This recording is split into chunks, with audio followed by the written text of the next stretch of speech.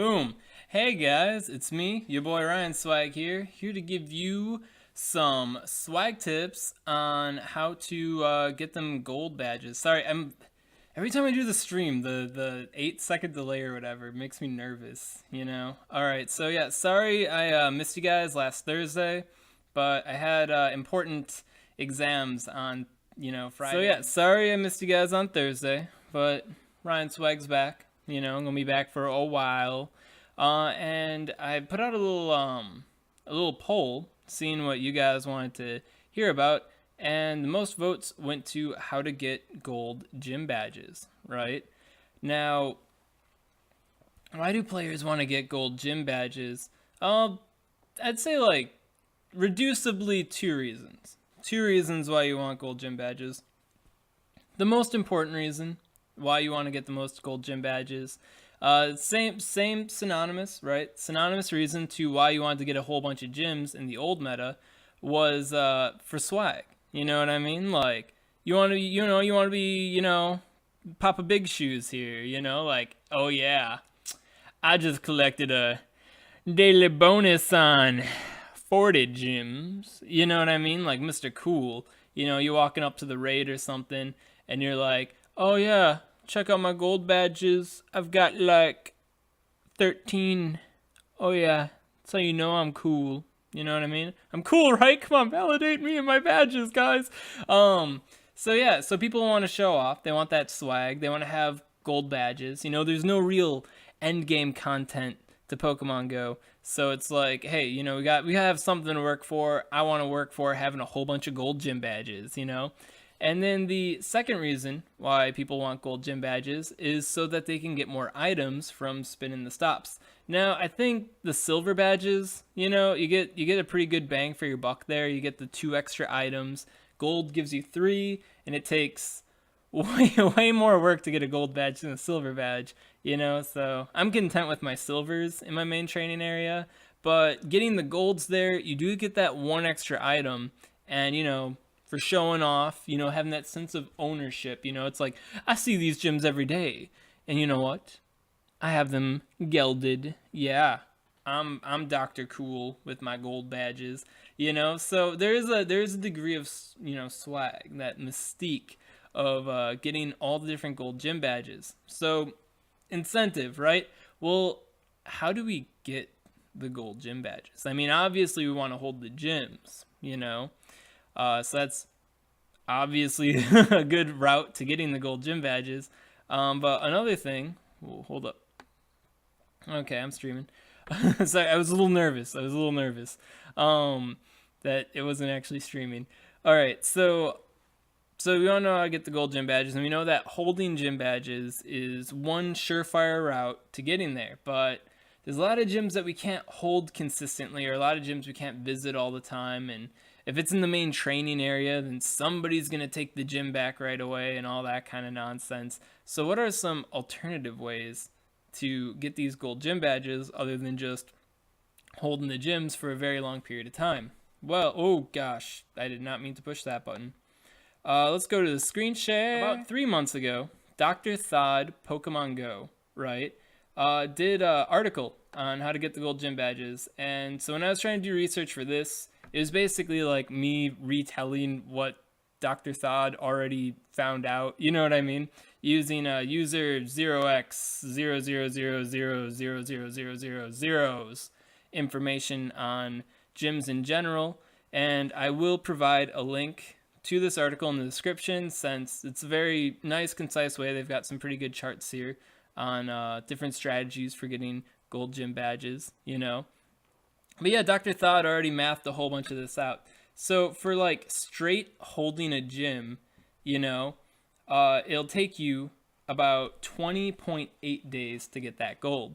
So if you're the kind of person that's like, yeah, man, I just want to have like 1 billion gold badges so I can be like Dr. Cool and be like, yeah, look at all my gold badges, man. Oh man, this social proof only works for a small percentage of people that even play this game, but I got my gold. Like, no, dude, I totally get it. Like in the old meta, I got 100 gyms for about a week. I had 100 gyms, and I felt so cool to basically myself. Nobody really cared. It was like, good job.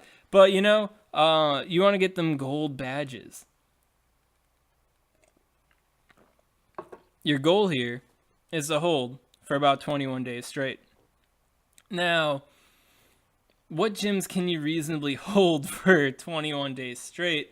Well, if you're familiar with your local area, you know, you are pretty familiar that there are very low population areas that are like, you know, a half-hour drive away from you or something like that.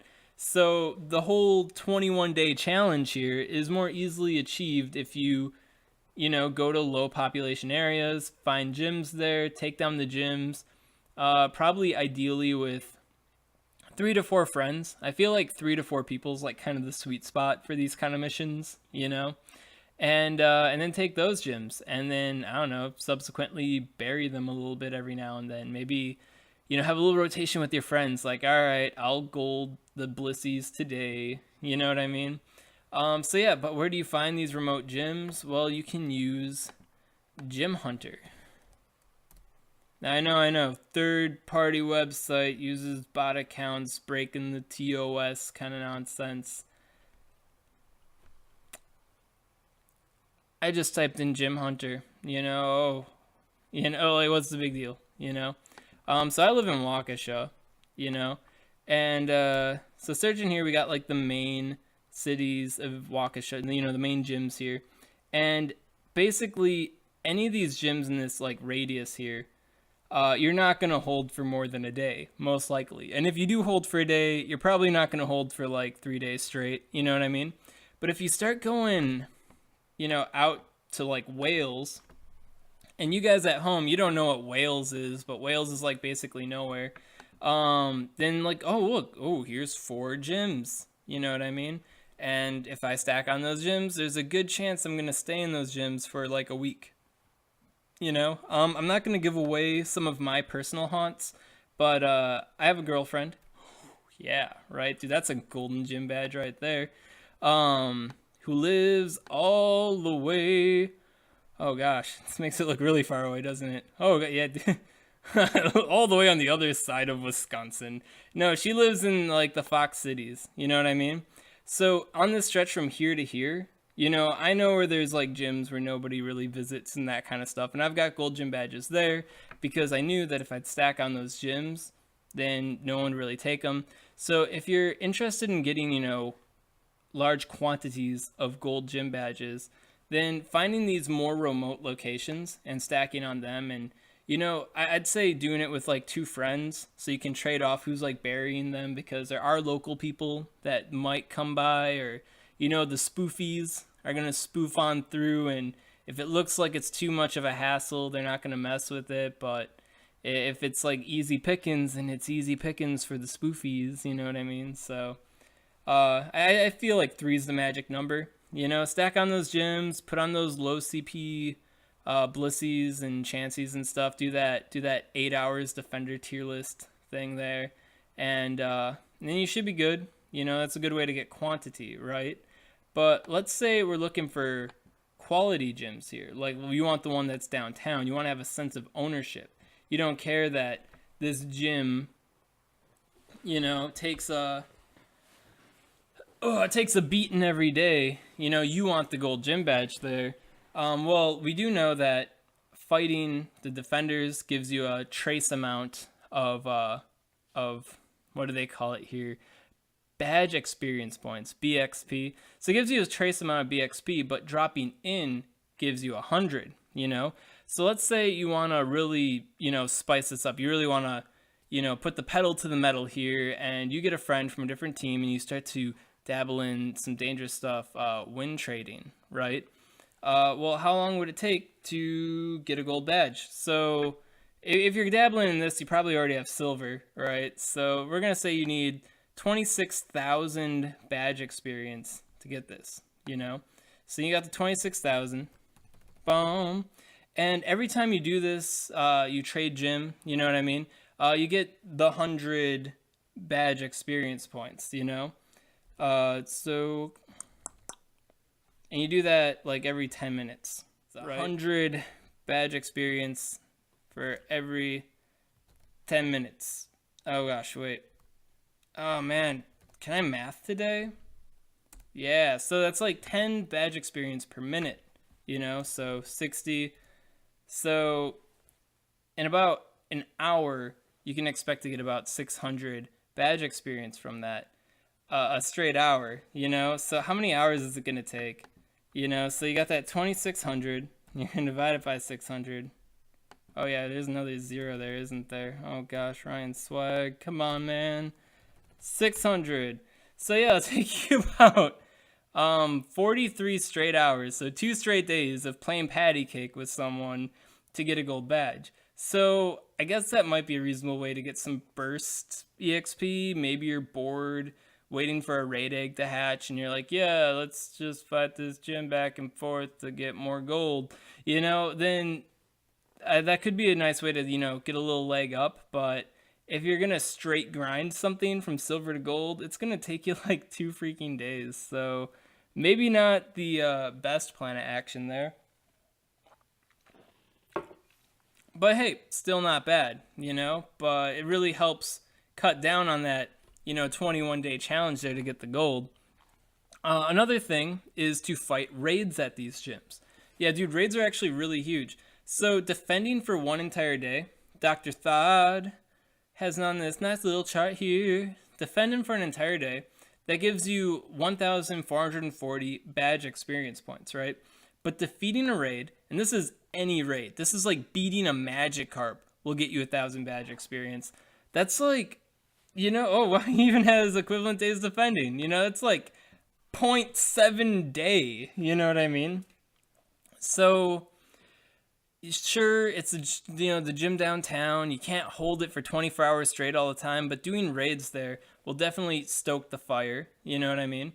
And another thing you can do is to try to attack the gyms at night when it's least likely that people are going to be taking the gyms. See, if you take the gyms at night, then you've got that, ability for the gyms to kind of float for about, 6 to 8 hours without people really trying to attack them.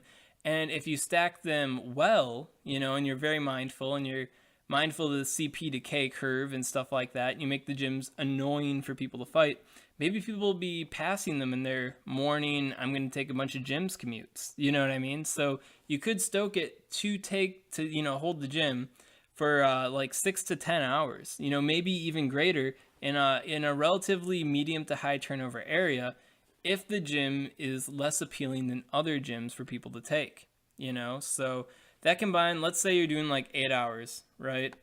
8 hours, so, oh gosh, gotta clear this. 8 hours at 60 minutes, and you get 1 point per minute. So that's like 480. And then you do a raid there each day, so that's 1,480. And then you got to take the gym in the first place. So that's like 1,580. So you got that 26,000. 1,580. So then if you consider all that, if you take the gym each day, in the evening hours or at a time where it's not going to really be touched for roughly 8 hours, and you do a raid there each day, then it'll cut your time down from that 21-day challenge to about 16 days. So that's a little bit more manageable, a little bit more reasonable. You get about 2 weeks or so, and you get that kickback, and you got that golden gym badge there, and you can finally feel comfortable about that, and then set your sights on the next gold gym badge. Right? You can never be satiated. So I mentioned a little bit ago about the after 8 hours defender tier list. Now, if you're not familiar, there is a motivation loss depending on CP decay curve, right? And it goes straight down. Here the algorithm has like a curve, but the actual data has it going straight down. Who did I get this from? I know wait, no, I didn't link this in a stream. I linked it in an article. Oh man, I link it in my article. I have the After 8 Hours article. VLFPH. Oh wait, he directed me to the post. Oh gosh. Dr. Thod at it again. Who is this guy? Who is Dr. Thod? I don't really recognize the name that well, other than the fact that he's been doing this. UK and Ireland. Scientist. Scientist. What? How did? Why is he a scientist and I'm not?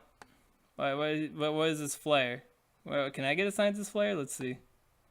Midwest, mountain, south. There's no science. How the frick did? Why is he a scientist? I'm as much scientist as Dr. Thod is. Come on, man. All right. Well, Dr. Thod, the prestige scientist, Dr. Thod, Pokemon Go, used data from UK5566 and made this cool curve, right? And using this curve, I determined that, after a period of time, I, divided out CP ranges by tiers. So, 2,200 to 3,000 is the red tier, right? And that means after 8 hours, it's only going to take one hit to knock your Pokemon out of gyms. If you're trying to hold the gym for an extended period of time, that CP range might not, cut it for you. Then you got the 16 to 2,100, range.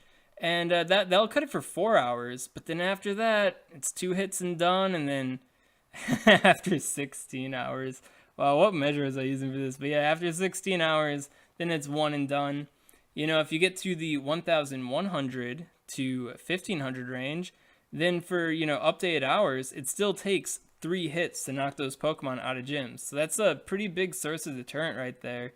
And after 16 hours, it'll take 2 hits. And then the golden range, 500 to 1,000. There are very few quality Pokemon that fit that criterion. But dude, for more than 24 hours, it'll be 2 hits and done. So if you're really trying to make things float, that's one way to make things float. But if you're going for the night raid, and you want to hold gyms for like 8 hours plus, of relatively not being disturbed, and in the morning people come through and there's all the fully demotivated gyms, but then there stands your gym still strong. People are likely not going to fight it unless you're in a very, very, very high turnover mega city type area, And so yeah, being mindful of that would be good. So it's like, well, what Pokemon are good for this kind of strategy? Like, what are these night raid Pokemon, these after 8 hour Pokemon? Which ones are the good? Well, I mathed that out, and I found that Chansey is el numero uno. 1,000 to 1,500 CP. I think its cap is like around or less than 1,500.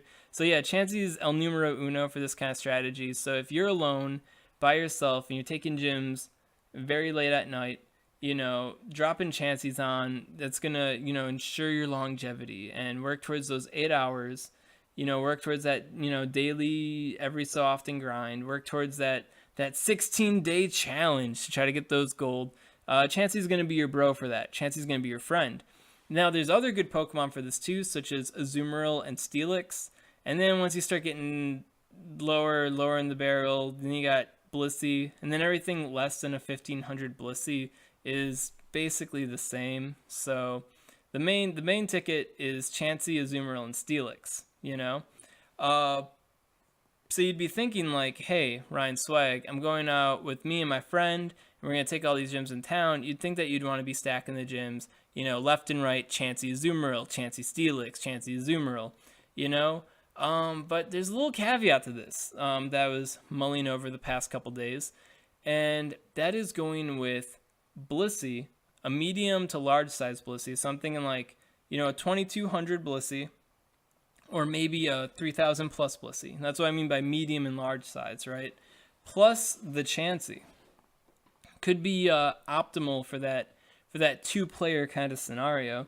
And the reason being is that Blissey is going to have that big value for that initial like 4 hours, cause huge deterrents. Chansey is a Pokemon that can cause deterrents. It's a very high quality defender and stuff like that, and its value extends for hours and hours and hours on end, unlike Blissey, who will, depreciate relatively quickly, depending on the Blissey.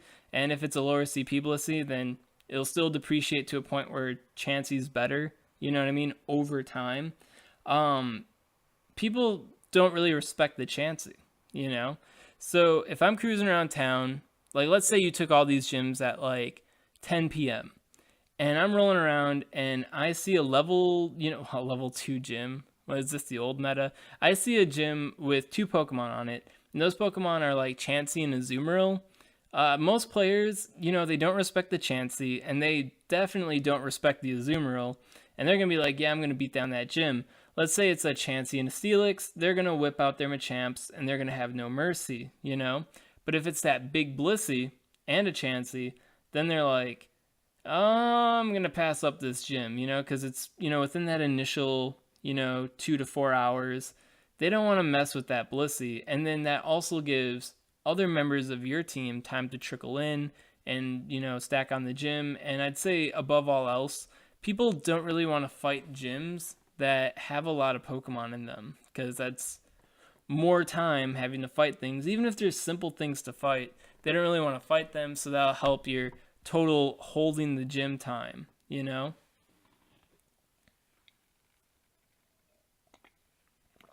And then after that initial 4 hours, then you got, Chansey holding down the fort with its huge bulk and that small depreciation rate. So best of both worlds doing that. If you've got a third friend with you, and once again, oh man, those threes, going with a big Snorlax immediately after the Blissey could really seal the deal with deterring people in the initial 4 hours, because Blissey and Chansey is one thing, but that Blisslax combo is something that a lot of people don't want to deal with. And I'd say a lot of casual players, more than anything, have a lot of respect for the Blisslax combo. Like, if they see that Blisslax, a lot of them are turning heads. They're like, just maybe not this gym today. There's Blissey and a Snorlax. And then, once again, after the 4 hours, you got the Chansey there holding down the fort. Or alternatively to Snorlax, you could put in an Azumarill or a Clefable, Fairy type, wedge it between the Blissey and the Chansey, so if somebody comes through and they're like, I'm going to beat this gym with my Dragonite, then they'll get up to the Azumarill, Fairy type, resist Dragon, and they're going to have a hard time with that one. They're going to be like, what is this, taking forever? Oh no, freaking Azumarill, alright, I'm done with this gym, I'm going to fight a different gym, or maybe they'll have that determination, but it'll still cause a little prick in their side. Let's say they try to change things up and they're going to use a Machamp now to beat through this nonsense. Oh, well, Fairy types also resist fighting. Oh, well, alright, then they're going to use Tyranitar. Fairy types also resist Dark. So, going like normal type, Fairy type, normal type could be a good annoying way to stack the gym, kind of deter people from attacking it if you're using 3 friends. Overall, as long as you get like a Chansey in, and if you got a friend with you and they're putting in that Blissey, the gym is probably going to hold for that, that 8 hours, and then you can turn that 21-day challenge into like a 16-day challenge, and work towards that gold gym badge. Yeah, but yeah, the raids are pretty huge in helping that, because it's like 1/7 of a day right there. You just did a 2-minute raid, you beat the Magikarp. Boom, that's like almost a day's worth of defending done. That's 1 day knocked out of 21. Now, one thing that Dr. Thod, the scientist, the prestige Sylph Road scientist, which apparently I am not, right? One thing that, they downplay, I don't know, doctors, that's pretty gender neutral. I don't know if Dr. Thod's a man or a lady. But yeah, they really downplay the berries, because they're like, well, you need to feed 144 berries to have the influence of 1 day, because each berry you feed is 10 EXP, badge experience points.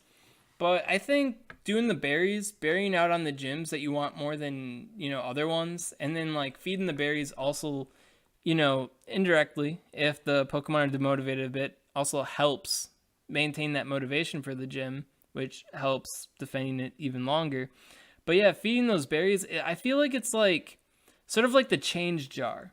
You've got that extra change, and you're like, man, Gonna put this in the change jar, and then after like a week or two, check the change jar, and you're like, oh man, I got $5. You know what I mean?